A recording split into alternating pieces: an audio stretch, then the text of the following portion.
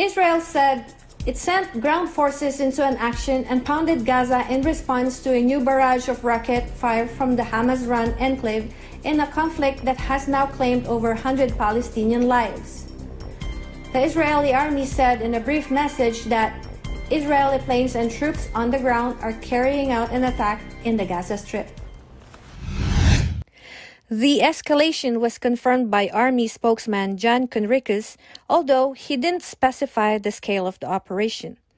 As the violence intensified, Israel's security forces scrambled to contain deadly riots between Jews and Arabs, with projectiles also fired on Israel from Lebanon.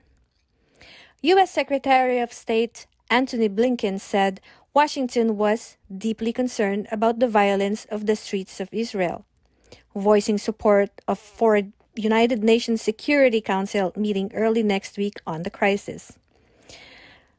We believe that Israelis and Palestinians deserve equal measures of freedom, security, dignity, and prosperity, Blinken said. There were intense artillery exchanges Thursday night, and AFP reporters saw Israeli troops assembling at the security barrier. Balls of flames rose high into the sky after strikes smashed into densely packed Gaza. Dozens of rockets were fired from Gaza towards the southern Israeli coastal cities of Ashdod and Ashkelon and the vicinity of Tel Aviv's Ben Gurion Airport.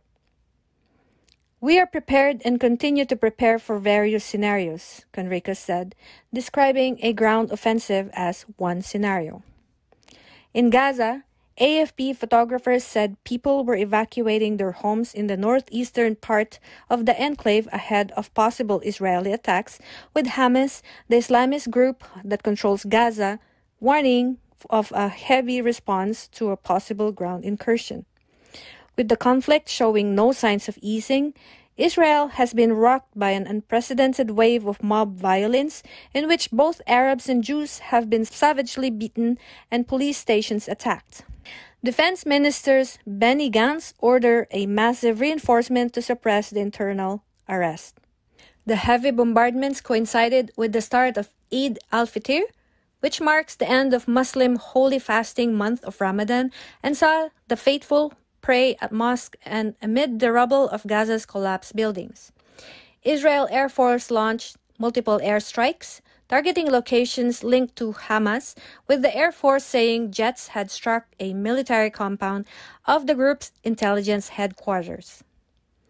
At least 103 people have been killed since Monday, including 27 children and more than 580 wounded, the health ministry in Gaza said. Heavy bombardments have brought down entire tower blocks. Inside Israel, 7 people have been killed since Monday, including one 6-year-old after a rocket struck a family home.